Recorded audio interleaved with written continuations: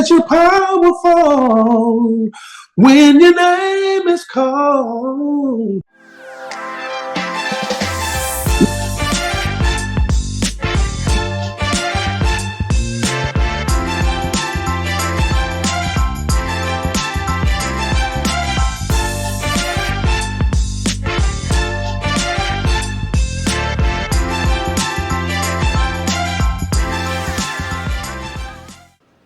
Hello, hello, hello. Welcome, everyone, to another episode of Reclaiming My Life.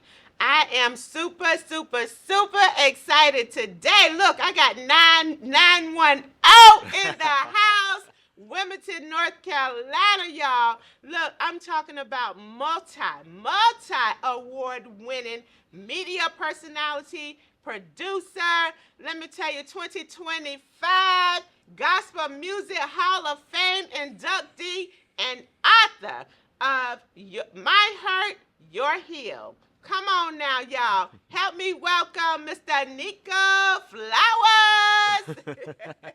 Hey, how are you doing? I love that introduction. That was amazing. I need to take you everywhere. Come on. Yeah. Look, I'm excited. Like I said, first and foremost, y'all, 910 Wilmington, y'all, back home. That's back home for me. That's crazy that we sit on these couches. This is amazing. That we're sitting right here, look, on Reclaiming My Life worldwide. Yes, I love it. Look, first and foremost, I'm super, super proud of you. Congratulations on everything. Thank you. Everything. You have so much going on. So look, let me ask you now. I want to get started with My Hurt, Your Heal. Just the words alone, I was like, wow, I said Reclaiming My Life. I should have said My Hurt, Your Heal. Yeah. But this is what it's all about. The Reclaiming My Life, show, the platform and everything, because people don't realize you saying My Hurt, Your Heal. Me reading your story, your book, it contributed to some of my healing. Yes. So talk to us about My Hurt, Your Heal. Okay, so first and foremost, the name of the book, I didn't have a name of the book when I first started. I just started writing, and God was like, take your hurt and turn it into other people heal. That's why is your heal, not my heal, because I had already got mine. But I wanted to heal people, and that was the thing.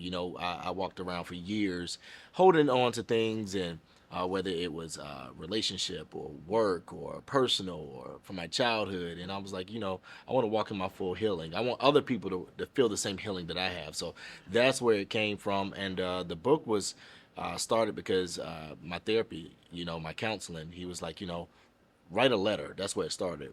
And then the letter turned into, well, if I could write this letter, then I can do other things. And then that's when the book came. But I didn't go into anything saying I was going to write a book. It just kind of happened. That's when I knew it was a God thing. Yep. It was a God thing. Let me ask you, of course, now you're saying that, some things happen. Yep. And y'all, I'm going to get through this show because y'all know this is my story as well. Yeah. But some things happened in your childhood. Yeah. Traumatized you, changed you, your attitude, your behaviors. Yeah. The way you looked at people, caused you to have trust issues, So now you're a teenager. When you started dating, what did that look like? It was pretty normal. I would say it was pretty normal. Because I had hid a lot of that stuff beneath. So I was kind of like, by that point had already had this mask on, you know what I mean? So I didn't deal with it. So that was pretty normal in high school. But as you grow, especially as a teenager, you're dealing with a lot of different things. So it's kind of like, you knew at some point, or I knew at some point that I was like, I'm going to have to talk about this as I get older, because I didn't want this thing to kind of hold me back. Right. So, but it was pretty normal, man. Like, I talk about it in the book. I thought I was in love in high school. That, of course that wasn't true. Had great friendships, great relationships. My family was super supportive, for the most part. So it was quite normal for the most part. Awesome. Yeah. Well, look, let me say this, as you talk about you thought you were in love. Yeah. I love the part in your book, y'all. Look, My hurt, your heal. Yeah. I love the part when you talk about, you met your beautiful wife, Yeah. although y'all went to high school Yeah. together, hey, she wasn't paying you no attention. But anyways, Yeah. you met her, y'all reconnected, you fell in love, but then when you told her about your trauma, you knew that she was really the one. Yeah. Come on Yeah. now. Yeah. Come on. What was that like? That was a breath of fresh air. I knew that she would be accepting, but like I talk about in the book, for those, I talk about being, sexually abused as a child, and for me, because by this point I told her we had been together for 17 years, married for 14 years, so we had been through a lot of stuff, as I talk about in the book, but I knew that if she was going to be acceptive of it, I knew nobody else really mattered. And part. Yeah, and so I was like, if I can make it over this conversation, then everybody else is going to be easy. Yes. You know what I mean? But no, it really reconfirmed to me that, God had put this particular person in my life, who wasn't judgmental, who wasn't, gonna hold anything over my head. Or Yes. It wasn't even well, why did it take so long? It was more so like, okay, we here, and this is how we're going to move forward from it. And so I tell people, I already knew clearly I was with her for 14 years, 17 years at the time. But that kind of reconfirmed to me, was like, Stamp, she's the one, you ain't going nowhere, that's it. You know what I mean? But it was already done. But that was like another level. It was almost like falling back in love. Falling back in love. Yeah, and I love her too. Shout out, wife. Shout out, wife. I love you. Yeah. Yes, let me tell you, because first and foremost, let me say this. You were a child. 7 years old. 7 years old. So there was no reason, although, we don't feel that way. Yeah. But there was no reason. But I want a child who is out there today looking at this show, there's no reason for you to feel ashamed or, to feel, what are they going to say about me? It's not about you, baby. Yeah. It's not about you. Yeah. And I like to say, that predators are mentally ill. Yeah. They are mentally ill. Yeah. And it doesn't matter if it's a female or if it's a male. Yeah. It's about control, manipulation, and so much more. Yeah. So much more. Yeah, so my hurt, your heal. Look, we healing people, y'all. We are healing people. Absolutely. Yes, Absolutely. healing people. Let me ask you now. Yeah. Come on now. 2025 Yeah. Music Hall of Fame inductee. Yeah. Yes. Yes. Woo! Thank you. Thank you so much. Yes. Thank you. Yeah. How does that feel? It feels amazing. It feels amazing. I was in this industry since 2008, 2009. But I got into the gospel side in 2017, late 2017, early 2018. And, it kind of just happened. I grew up in the church. When you read the book, you're going to see that I grew up in the church. I did all the things, vacation Bible school, on the choir. We was in church. Yes. And so it was kind of like when God called me back to that, I was like, okay, this got to be something, because I've been kind of out doing my thing for a while. And to be inducted in gospel in itself is amazing, because it holds home to my roots.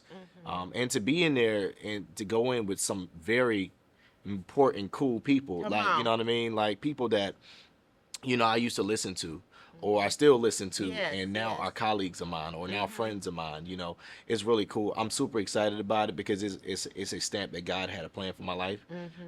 That I used to get so upset when jobs didn't work out, or I got no's, and now I tell people all the time, all those no's make sense. Yes. Because I wasn't supposed to be doing that in the first place. Exactly. You know what I mean? So God was like, yeah, I know it's terrible. You feel bad now that you ain't get that job that you wanted. But God was like, I had other things planned for you. Yes. And it's so clear now. With the book, everything is aligning. With the book, with the Gospel Music Hall of Fame. The opportunities that I'm getting, all the network, it's like, dang, like I wish I would have did this earlier, but God was like, no, like all the things, even from my childhood, all Yes. those things make sense now. Yes. I was recently asked, do I regret anything, or is there something I would change? And I would say no. You know, and I used to think that was so cliche for people to say, like, you wouldn't change anything. Right. It's like, no, I wouldn't change anything, because that is the reason why I am here in this Exactly. space today. In this space. In this space today, that's why I'm able to take the hurt in order to heal people, because a lot of people wouldn't have took their hurt. Right. A lot of people, you know, go to the grave with their hurt Come on. and are afraid to, you know, put it out there. But I was like, you know, I'm not going to be that person. And when God told me in order to evolve, I had to reveal. I was Yes. like, that's it. Yes. So I'm going to reveal and I'm going to heal Yes. people. Yeah. Yeah. Say it one more time for the people. In Come on. order to, I'm going to say it one more time. Yes. In order to evolve, you had to reveal. That's where the testimony comes. That's where the testimony Yes. comes. Yeah. Yes. I feel that because I experienced it. Yeah. Yes. I experienced it. Yeah. Yes. You have to reveal. If Yeah. you don't, you know, one, you can't heal.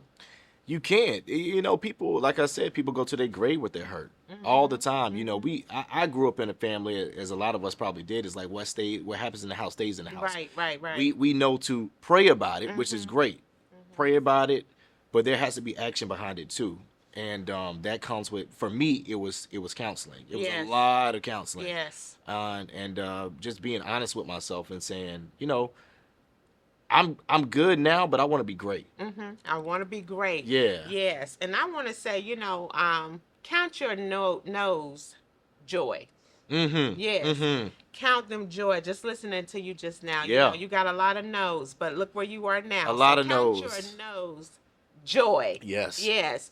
And also, I want to touch on, you know, in the book you talk about how, you know, I think you were a teenager and you wanted to ask one of your cousins, you know, if it had Yeah. happened to them as well. Yeah. And it did. Yeah. And with that being said, I just want to say that, you know, it's not a new thing in families. It's not a new thing. You know, when I thought about, you know, it was myself and two of my cousins, you know, we had a powwow and we revealed Yeah, yeah. as adults, you know, but hey, we didn't have to go through this alone if we had revealed, right? If we Yeah. had revealed. But what I really want to say is that when I did reveal, Yeah. I didn't have any aunts or uncles who were surprised. Mm. I didn't have any aunts or uncles to question me. Nobody said a word. So it's not a new thing. That is so interesting that you said that, because I had family members that reached out recently, and nobody has, you know, I think going into it, I thought like, oh my goodness, they, you know, I think it took me a while, honestly, because I was so concerned about what everybody else would think. You know, like, were they going to flip out, or were they going to be like, I don't believe him. Right. I don't believe nothing he's saying, you know. Right. But that wasn't the case. That wasn't the case. And a lot of them stamped it was like, I'm not surprised. Right. You know what I mean? That part. Because it, like, again, in the black household and in the black culture, we're just taught to just kind of bury stuff and just go on through life, you know, pray Yes. about it with no action. Yes. But I felt like, and God told me that you're going to create and break this whole generational situation that's happening in this family. And Ooh, when come on. Yes. I told my wife, I said, it's my duty. It's my job to do that. Yes. You know? I've always been kind of like the person in the family on both sides that's kind of like jumped out there, did the crazy career. Like a lot of my family grew up 9 to 5s. Like nobody in my family has ever done any of the things that I'm doing. I've always been the breaker. I've always been the risk taker, the one that leaped, the one that was like, I'm going to move to Atlanta and leave my hometown. Yes. A lot of my family's still there. Wow. So to see all of this makes so much sense, you know, that's where we're at. So Yes. yeah. Yes, I love it. Look, and we must say, y'all, look, unmute, because if we can't hear you, we can't help you. Yeah. Yes. So, you know, Neiko, first of all, look, let me tell the audience, I'm not Oprah. You don't get a car. You don't get a car. You don't get a car. But what you all will get is my hurt you're healed. All right. So Yes, yes. Neiko, please look, Yeah, let the viewers know, how yeah. they can connect with you on the radio and so forth. Look, y'all, he got so much going on. We ain't even got no time. I might have to come back. He gonna We gonna have to definitely do have to this come again. back. Yes, Yeah, definitely. yeah. So you can. I'm on Praise 102.5. I'm also the assistant program director there. Also producer. I do a lot of things. Let's see. You can connect with me on Instagram at Sir Neiko, SirNeiko. That's across all platforms. And yeah, this year is a really busy year. A lot of things going. I'm super excited about. I'm working on so much. I'm sitting in this because God was like, sit in this. Yes. But there's so many things I got going on that you guys are gonna be seeing super soon. So I'm excited. Wow. I'm excited. I'm excited. Yeah. I'm excited for you. I'm excited. I'm so proud. Thank you. Congratulations Thank you. on everything. Yes. And yes. thank yes. you so much for stopping by, reclaiming my life. Reclaiming my life. Yes, Yeah. reclaiming. Yes. Look, y'all don't go nowhere. We'll be right back with more of Reclaiming My Life.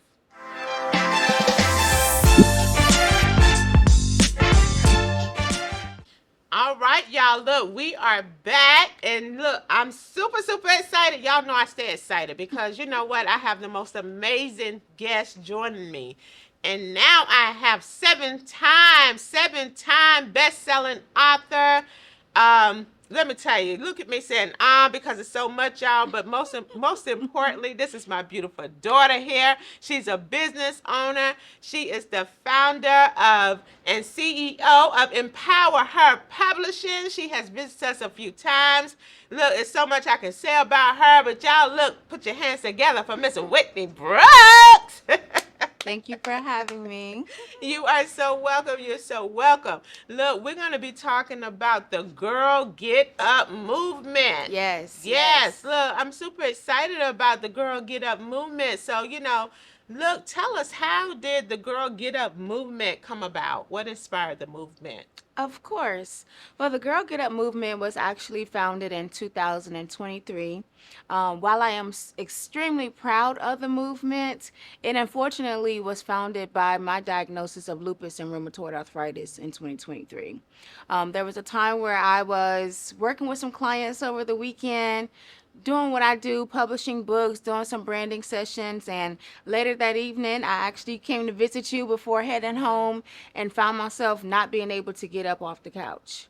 I did not know what had come over me in that moment. It was something I had never experienced before, but suddenly there was just crashing pain all throughout my body. My ankles felt like they were crushing beneath me, my knees, my legs, everything. So, in the moment of me trying to stand, I was instantly pulled back down. It was like gravity was working completely against me.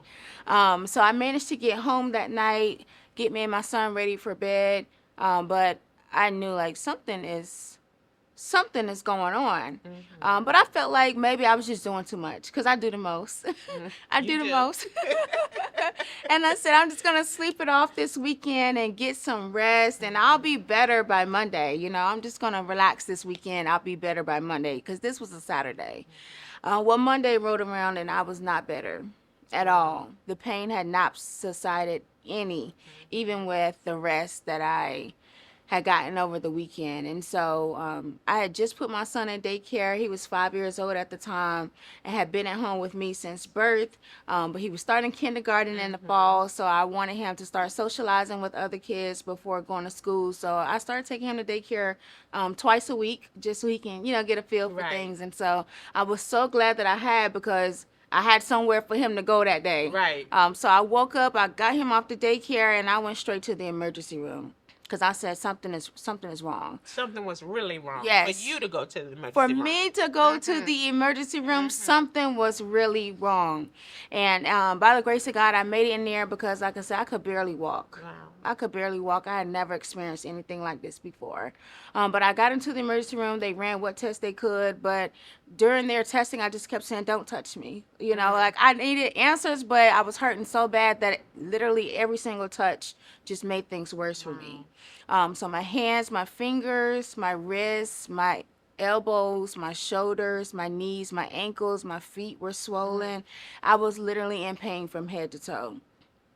So again, they ran what tests they could at the hospital, but they said you need to follow up with your PCP or a rheumatologist. So me being me, I'm like, well, let me get to the one that's gonna give me the answers. I want to go straight to the rheumatologist. Right. Silly me, right? I needed a referral to go see a rheumatologist. So I had to wait to see my PCP.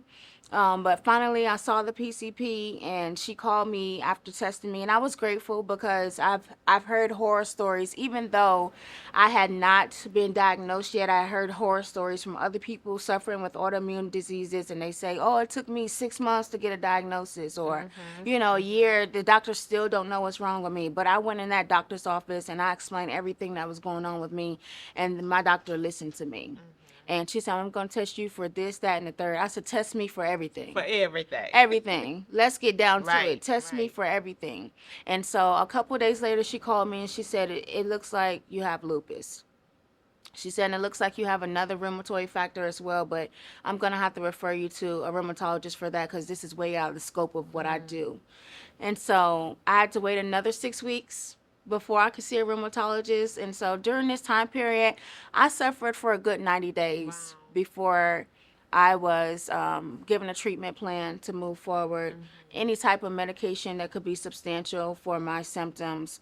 So I waited every day, on Google, Dr. Google, trying to figure out, But the thing is, before my doctor even called me, I had already began preparing myself. Because we know our bodies. Right. I started coming to the realization that something is seriously wrong with me. This is not just a lack of rest. This is not I ate something bad. This is not, oh, you're stressed. This is something serious, because I've lived a pretty healthy, normal life. Absolutely. Have never been on any medication, have never had any health complications, have never had high blood pressure, no health problems whatsoever. So I knew something was seriously wrong with me. And so I began preparing myself and, having to wait so long to see doctor after doctor. I needed answers, and I consulted Dr. Google, and all my symptoms were aligning with lupus already. And so I began a mental journey before I even went to the doctor to say, Whitney, but the doctor says, this is what you have. How are you going to move past this? Right. But, that's easier said than done because even after getting the diagnosis, I still cry my eyes out. Yes. It's going on 2 years. It takes time It to process. does. Absolutely. I think one of the biggest things when being diagnosed with an autoimmune disease is grieving the loss of yourself. Yes. Acknowledging that the old you is now gone and she's never coming back. And when you grieve the loss of someone else that you love, imagine the grief of grieving the loss of yourself. Yeah. So recognizing and having to accept that the you you've always known, is no longer here. How do you move forward with that? Right? And that's how I move forward with the Girl Get Up movement. Of course, I laid in my bed and I cried and I gave myself pity parties day after day after day till finally I was all partied out. I can't go to another pity party. This is the end for me. And I recognize that, by me having to encourage myself and say, get up, my son was like, Mama, I'm hungry. It's time to eat. Right, What you right. doing? My clients still needed me to publish their books, to show up for them. There are a lot of people who depend on me. I needed me. Yes. That part. I needed me. Despite me not being who I was used to being, I still needed to show up for myself.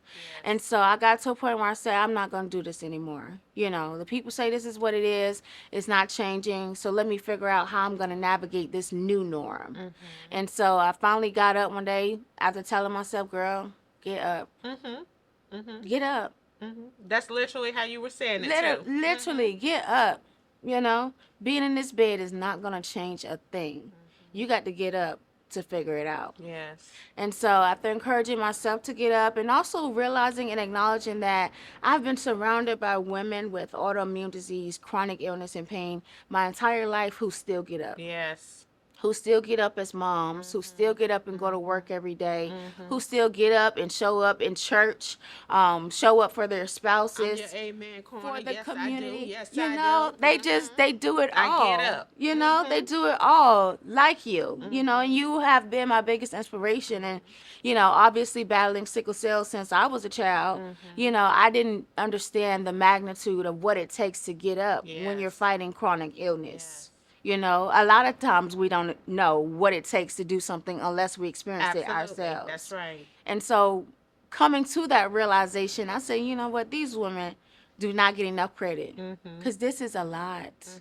It's a lot, you Yeah. know, fighting for yourself every day, getting out the bed every day is Yes. now a victory. It's a victory. Yes. Right? Yes. It's now a victory. Like I'm proud of myself because even though I'm hurting, I still got up today. You know, and even with you saying it, you know, I mean, it will not resonate with a lot of people because they've never experienced chronic pain, you know, or an autoimmune disease. You Right. know, they haven't experienced transfusions or, you know, hurting so bad until it hurts for you to turn in the bed. That part. So, you know, when you're experiencing these kind of symptoms and you can still get up, you know, and say, girl, get up. Get up and go, you know, hey, edit a book and publish this book and do this talk show. You know, get up and run the 24-hour home care agency like we do. Get up and show up for your women's ministry team. Yes. You know, we do so much. And in the midst of it all, baby, In the midst of we it all. get up. Yes, yes, yes, indeed. And so that's what the Girl Get Up movement is about. You know, it's about showing up for not only ourselves, but for other women to be a support network, to let these women know you're not in this alone. Because I did feel alone, you know, upon my diagnosis. I was 32 years old when I was diagnosed. You know, so I felt like no one was understanding, especially because of the lifestyle that I live. And so many people depend on me, and I'm always the yes girl, and I'm always, I got it, don't Yes, worry about it, I'll do it, you know, I got it, I'm okay, you know, I'm always okay, I'm the strong friend. Yes. And so I felt alone in my diagnosis because I wasn't used to being who I was used to being, but other people who depended on me to show up for them weren't used to my no Yes. either. Absolutely. And this is the Girl Get Up book. Yes. Look, don't we look amazing? We look absolutely amazing. Yes. So look, so you started, well, first of all, you did the book. You know, you're the visionary author of the Girl Get Up book. And then you started the movement, the Girl Get Up movement, and we just celebrated the second annual Girl Get Up walk. Yes. You know, so how can people get involved? Absolutely. Well, we are, of course, on social media. We are living in a digital age. So you can find us at Girl Get Up Movement on Facebook as well as Instagram, Girl Get Up Movement, and we can connect that way. But primarily, you know, the book was just one piece of the movement. Of course, I knew I wanted to do a book because books are what I do. But recognizing that I wanted to be much more than a book, that's how the movement was formed. And so, yes, we did just celebrate our second annual Girl Get Up walk where the community came out to celebrate women battling autoimmune disease, chronic illness, and pain. This is the first ever walk that celebrates women. It's an all-encompassing walk. So we have a lupus walk, a sickle cell walk, an Alzheimer's walk, you know, individuals causes that we support. But I wanted all of us women to come together to support one another, to educate the community, to have a good time. It really gave family reunion vibes. We had 2 DJs, you know, it was a great time. Awesome, awesome. And look, now, like I said, you're also a publisher of Empower Her Publishing. Yes. So please, you know, before we let you go, let our viewers know how they can connect with you if they're interested in getting a book published as well, and any contact information that you would like to share. Of course. I can be reached on social media at Empower Her Publishing, but also online via my website at empowerherpublishing.com. Thank you so much, Whitney. As Thank you. always, it's such a pleasure to have my beautiful daughter sitting next to me. Thank I you. love you. And look, y'all, until next week, same time, same place, y'all. Y'all be here because I will. Love you.